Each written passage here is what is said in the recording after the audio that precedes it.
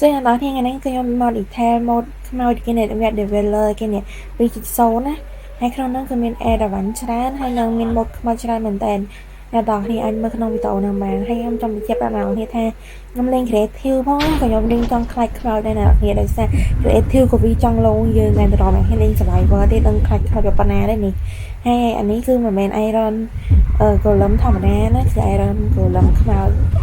ហើយនេះក៏ iron golem ខ្មោចដែរគាត់វាតាមមកចេញហើយក្នុងនោះក៏មាន mod ខ្មោចច្រើនមែនតើខ្ញុំដាក់ដល់មួយអ្នកគ្នាមើលហើយនេះគឺខ្មោច Santa Claus មិញនេះ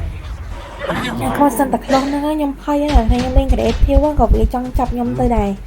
អានេះក៏អានេះខ្ញុំទៅប្រែខ្ញុំមិនដឹងនេះខ្ញុំមកសល់ស្មាប់អាខ្មោចនេះវិញគឺវាយយើងដល់ពេលដែលយើងដេកហើយពេលនេះគឺ knocker